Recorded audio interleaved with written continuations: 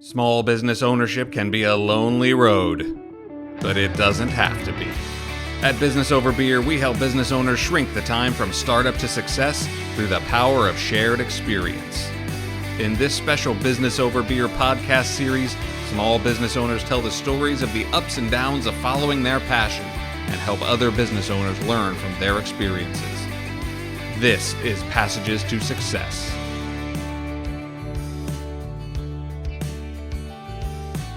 Hello and welcome to the Business Over Beer podcast. This is part of the Passages to Success series. I'm your co-host, Ben Surratt. Alongside me is Jonathan Kaler. Welcome, Jonathan. Hey, thanks, Ben. It's great to be here. We are in downtown Vancouver at Realty One Group Cascadia. We are being hosted by our good friend Diana Rutherford, who is our guest today. Diana, Hi. Thanks so much for having us. Welcome to the program. Thank you. Thank you for having me. I'm really excited you guys are here. Awesome. Well, we always like to start with your business. So why don't you give us sort of the 50,000 foot view of what you do and kind of what you're into in your business? Well, again, my name is Diana Rutherford, and I'm your local Pacific Northwest real estate expert, I like to call myself, servicing kind of all of Washington. I've gone all the way up north to Seattle, Wenatchee, to Spokane, helping just normal people wanting to buy, invest, sell their home. I mean, I love what I do as a realtor, but most importantly, who I do it for. I always believe that it's not about me. It's about you and who I get to serve, who I get to help. So, that's what I love to do. Well, we love your business. We love what you're all about. We've known you for quite a little while now, and we can't wait to dig into your mindset and your business. Yeah. So, thanks again for having us and being on the program. Cheers. Prost. So, Diana, the first question I have is, what's with the baseball or the softball uniform and the mitt and the ball? Well, I mean, let's be real. We're all small business owners, right? That's what you guys support. And being a small business owner, it's important that we have what I call like this teammate mentality. No matter who I come across, who I get to serve, whether it's Business Over Beer, whether it's a photographer, whether it's a lender, at the end of the day, we're all on the same team. And that's how I treat the people that I come across with, is being on that same team. Definitely feeds into my past experience as a Division I softball player. I fully believe that high competitive athletes are natural entrepreneurs. And so with that, not only do we take the lessons learned that we played on the field, we take them off the field through, again, that teammate mentality, learning how to work together in group settings, reaching goals together, and of course having that natural competitive spirit. Mm-hmm. Yeah. You played for the Cyclones then? I did. Yeah, I played from 2001 to 2005. I'm from here in Vancouver, Washington, and I got a full ride to go play Division I ball out there. Little blonde-haired, blue-eyed girl went out to middle of America, essentially. Well, they're Iowa State. Okay. I was going to clarify. The children of the corn exist out there, let me tell you. No, I'm just kidding. No, I actually loved every minute of it. The people of Iowa are just so kind, so sweet, very supportive of their university, their athletic department. I couldn't have been more blessed than to have my career be spent out there. It's awesome. Yeah. Well, you said that, you build your business really around education, inspiring, and service. Mm-hmm. So maybe talk a little bit about what that means as sort of the cornerstone of how you're trying to build your real estate business. Well, I think it's very important that as a small business owner, in order for us to gain business, we've got to sow our seeds outward, right? Through service, through giving back. It is important for me and my business to be able to, when I speak to somebody, like if I've never met you before, you will not know that I'm a realtor until you actually ask me what I do. If I shake your hand. I say, hi, I'm Diana Rutherford. How can I help you? That literally is one of the first things out of my mouth. And you say, oh, I'm doing this and doing that. I'm like, oh, maybe I have a photographer. Maybe I have a stylist, right, that can help them with their needs. And then I'll give you my business card. And like, hey, if you have any questions, give me a ring. And then it's like, oh, you're a realtor? Well, yeah, but it's not my focus. My focus when I come across with anybody is how can I serve you? And if real estate becomes that, it blossoms into a transaction or so forth, I mean, that's just icing on the cake, but that's never my intent when I meet people. You reap the seeds that you sow. And it's really important for me to be impactful to our community through service projects, community service, charitable donations, etc. So part of my platform as a business owner here locally is I give 10% of every commission check to my clients' charity of choice. So I've written checks out to the Epileptic Foundation, the Humane Society. I've actually have given away money to a family in need. You know people that might need that extra $500 to $1,000 that will get them through the next month or two, say in rent. I've done that. It's because we only are better when we do things together, right? When we serve each other. And so it has been my passion in creating that platform in my business, within my business, that service is number one. What got you into real estate? Have you always just been, was that just always part of who you are? Or? Kind of not. I mean, I want to say that it was my dad, and let's be honest with you, it is. I mean, it's a kind of a pride thing. I'm like, oh no, I took it on my own. No, it's my dad. My dad is the reason why I got into softball. My dad's the reason kind of why I got to play at the competitive level that I did there at Iowa State. And fast forward to now, my dad's the reason why I'm successful in real estate. I was his assistant when he was a residential and commercial realtor here locally, and would sit at the receptionist desk and say hi to all the commercial agents, including my dad, and answer the phones and learn how to just navigate adult conversations. And that's difficult at 18, 19, 20. Right? But I had to have that level of professionalism right off the bat because I was representing a big company at that time. It can be difficult at 46. I was just going to say that too. I was just going to say that. And you know, my dad definitely was like, Diana, you need to get your license. I'm like, I'm done listening to you, right? And I think that's always been a thing between my dad and I. But fast forward to today, I really can vouch that he's the reason why I'm sitting here in front of the two of you talking about me loving real estate. Does he bring that up? Like I told you. No, you know, we actually had this really enlightening conversation just recently, which I think everybody has their why story, and sometimes that why story can be very vulnerable, break you down in areas of your life that you probably pushed back or shoved underneath the rug. And my dad, when he first started in real estate, it was difficult for him to get to my softball games, to get to my softball tournaments, when all I wanted to do playing softball at that time was to make him happy, make him proud of the athlete that I am, and he couldn't be there a lot. And so when I got my Division I scholarship, and my dad at one point when I was like 16, he's like, Diana, you're not good enough to play Division I. And it broke me. I was like, I kind of want to give my dad the bird, right, and tell him to fly off. But what that did was put my dream in perspective. I actually wasn't that great. I was put on a silver platter, told you're the best, but I really wasn't. So I quit the rest of my high school sports, my junior and senior year, and got a gym membership. And I got faster, I got stronger, I got more powerful, and had the best 2 years of playing ball those 2 summers. And that's how I got my college scholarship. And so when I got to Iowa State, you know, it was kind of my way of saying, I told you so, right?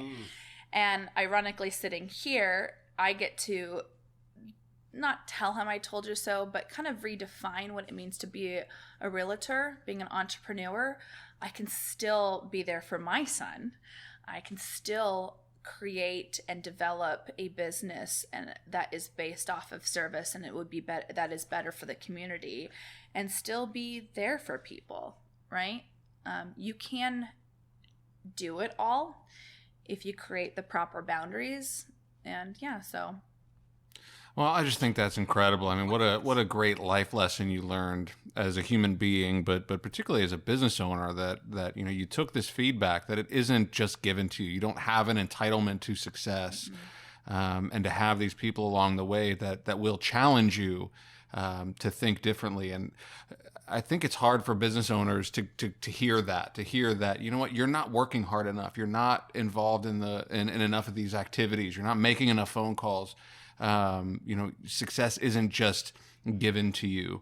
One of the things that I really respect about you and your business is you look forward, and you're trying to create a plan, not just for this year and understanding the market dynamics this year, but then what does the next year look like, and what is the next year, so you can build the sustainable business model. Maybe talk a little bit about how you use that, and how you in building that plan that serves your clients as well. Right. And I'm gonna relay a little softball here. Mm-hmm. One of the most important things that I would teach any of the girls that I coached after I was done playing the sport was the importance of adjustment. Because in order for us to navigate our businesses, no matter small or big, we have to adjust with the times. We have to adjust with the people that we meet.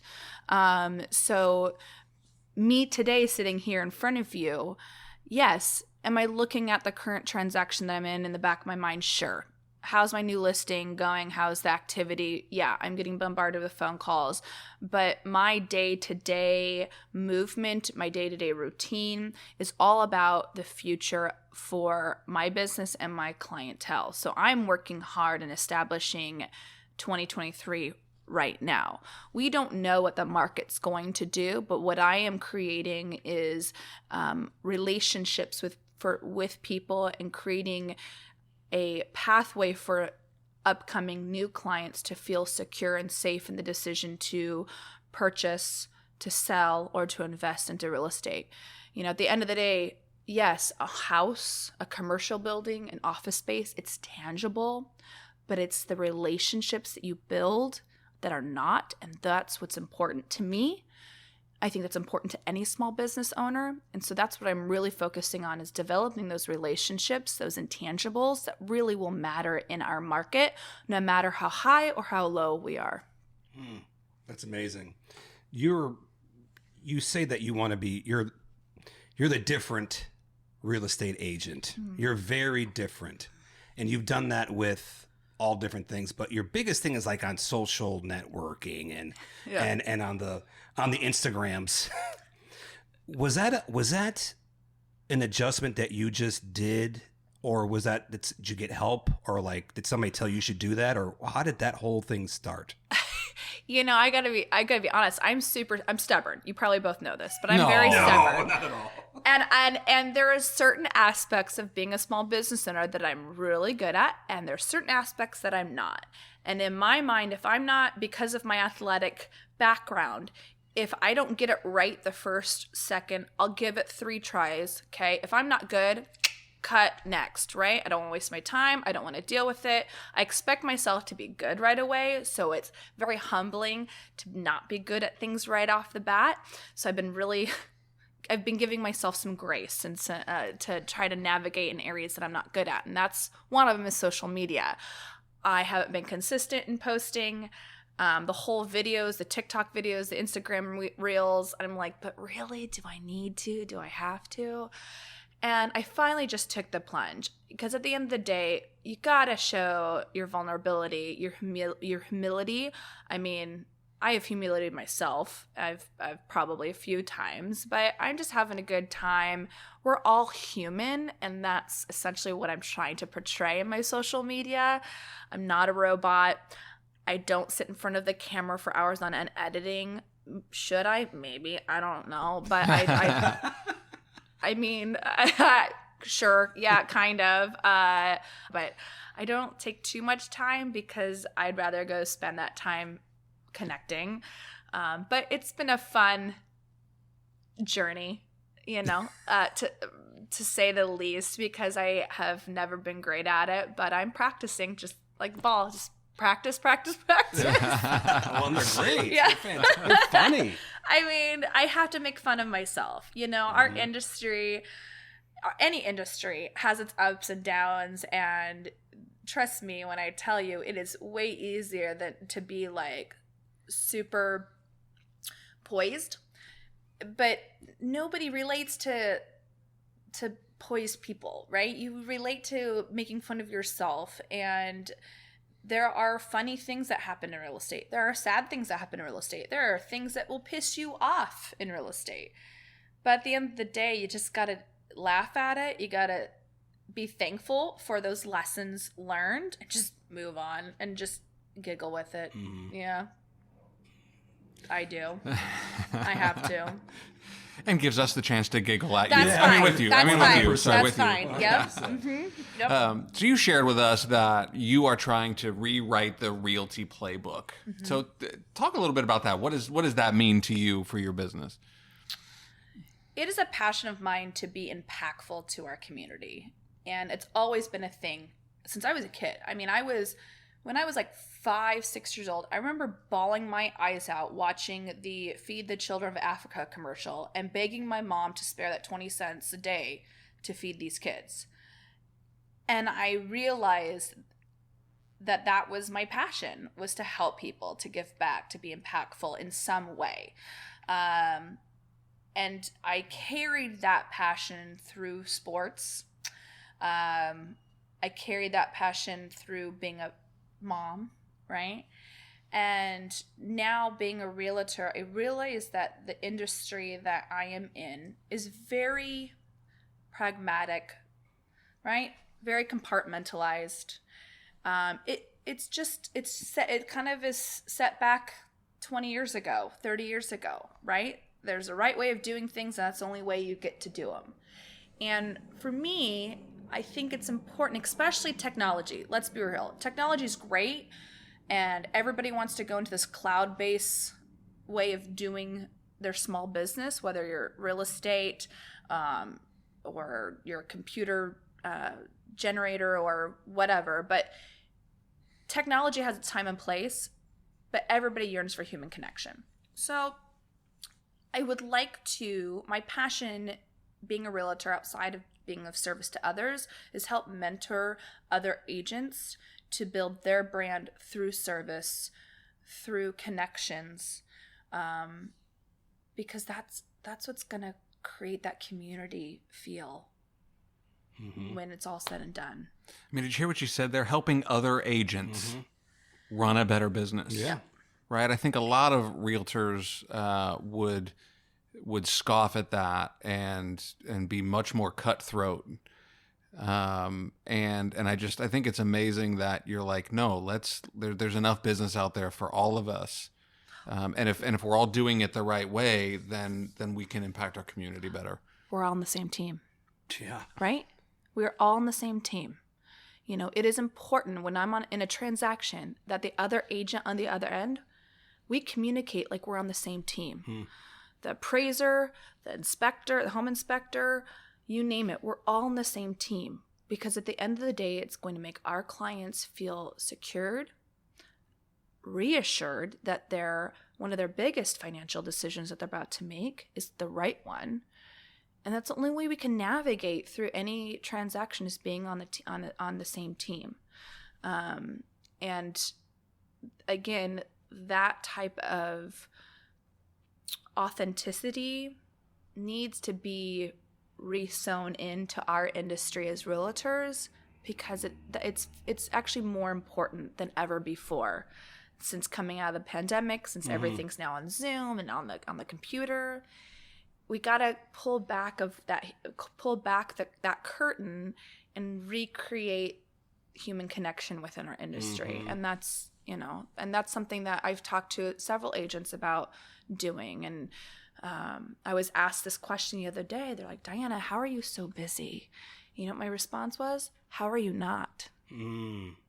If I am not actively doing paperwork for my transactions, and I handle them all on my own. I don't have an assistant. I don't have a transactional coordinator. yeah, sometimes I probably run around with my head cut off, but that's fine. I love what I do. But if I'm not actively doing any of those paperworks or responding to emails, I am actively out in the community connecting with other business owners in other industries. I don't need to sit in front of 1,000 lenders or 1,000 title officers, but I love sitting in front of, like I just sat in front of this wonderful woman who runs a collections agency. Do you think that her business and my business really relate? No, but it's her platform of being of service to the community and my platform that combine such a powerful movement that I wanted to connect with her, you know? And that's, again, it's at the end of the day, it's about creating more community. Mm-hmm. Did you ever get any pushback from other realtors? Oh, yeah. Just curious, like what you're saying is very, just from personal experience, and I'm sure other people might, when you think of a realtor, you think of, there's that meme where it says a realtor back in 1990 and a realtor in 2020, and it had the same hair, it's the same picture. but that's the perception that realtors have. It's our industry. Like I said, our industry is dated way long ago, and nobody has come in and broken the mold yet. And that's what I would like to do. So do people give you crap about that? Other realtors? Other realtors that have an extensive resume like to throw that in my face once in a while because I think I might not know what I know, and I do. Again, I treat everybody as though we're on the same team. I think the only pushback I really have from other agents are those that haven't been able to get outside their own ego. It's a power struggle, right? I'm a female. I'm young in the business, right? So there's a lot of power struggle for people who have been in the business longer than I have, who think they can just steamroll over me, right? And I don't get that often, which is nice. But at the end of the day, I think that my only pushback is people that haven't gone outside their ego, you know? They're just there to make the dollar bill, that transactional or commission check, right? Mm-hmm. And then next. For me, my relationship with my clients don't end at closing date when I hand their keys over. It's the beginning, right? So it's not like, here's my keys, peace out. Hopefully I hear from you in a few years, right? You might hear from me once a year, right? No, my past clients hear from me at least once a month via text. They get a thank you card once a quarter. They get, I just dropped off boxes of Girl Scout cookies to all of my clients from 2021. Dropped them off with a thank you card. And that was last month I did that. My clients will always hear from me because I'm constantly grateful for their trust, their support, and their referrals. Because our business is very much referral based. So I'm constantly grateful. Yeah. Well, everything you're doing, we have witnessed firsthand, and you know it's very authentic. It's very real. We've seen you in the community. You know, you're willing to put up your paycheck. You're willing to put up your time, and we just love what you're doing for our community. We know you're rewriting the playbook, and it's exactly what we need in this community today. So, congratulations on building a great business. Thank you for joining us on the program. We're going to leave it there for today. But before we go, Ben, it's time. Diana. Yes. It's time for the final question. Are you ready? Ooh. Go. Okay. What position did you play in college, in softball? Utility infielder. So I played... She's like Craig Counsell. Boom. Utility infielder. I was. Actually, this is the kicker. So I was a pitcher through 18 gold, and I was a third baseman. Love playing third base. My scholarship was really surrounded by me being a third baseman, right? So I go to college, and my college coach flat out said, Rooter, that was my maiden name. Rooter, you're not going to pitch for me. I'm like, that's fine. She's like, you're going to play an infield position. I'm like, perfect. My freshman year, I played first and second. My sophomore year, I played second and third. And then my junior year, which I was like, I'm going to be the starting third baseman for the next 2 years. I've moved up, right? Because we had this amazing third baseman that graduated after my sophomore year. It's my turn, right? I go into my junior year of playing ball, and my coach, she's like, okay, you're going to be the starting third baseman this year. And I'm like, yes. And then right when the winter happened, when we started our winter program and our workouts and so forth, she's like, hey, Reuter, I'm going to try you out somewhere. And I'm thinking, she knows I'm not an outfielder. I can't. Do not put me on the outfield. I cannot find a fly ball with my life, right? And I'm like, Can we get a close-up of that look? Jeez. Please don't. And I'm thinking, well, maybe she needs me pitching practice. You know, I've been a pitcher for umpteen years. I can get on the mound and pitch hitting practice once in a while, right? And she's like, I'm gonna put you behind the plate. And I'm like, huh? Oh, catching Me? And I'm like, Coach, isn't that like a position that you start when you're like, I don't know, 8, not 21? I was going to say. And she's like, I think you're going to be really good. I think you're going to be really great behind the plate. And in the back of my mind, I'm like, she's batshit crazy. And so sure enough, I got behind the plate, started working with the pitchers that winter during the winter workouts, had some trial and errors. One being that my eyes went bad because of all the reading of textbooks. That's when technology started picking up in the college realm, where now all these 50-page excerpts were now on the monitors. You know, so my eyes are just constantly going bad. Yeah. And I've got this pitcher that's pitching these amazing rise balls, and it's hit me in the top of the head because I can't see that 70-mile-an-hour spin go up. Oh, yeah. So my coach is like, Reuter, go get your eyes checked. So I went to go get them checked. 100% better after that. And yeah, so I was a backup catcher for those 2 years and the starting third baseman, but I loved catching. And I secretly wish I started catching when I was younger. So I have 2 years of catching experience as a D1 softball player.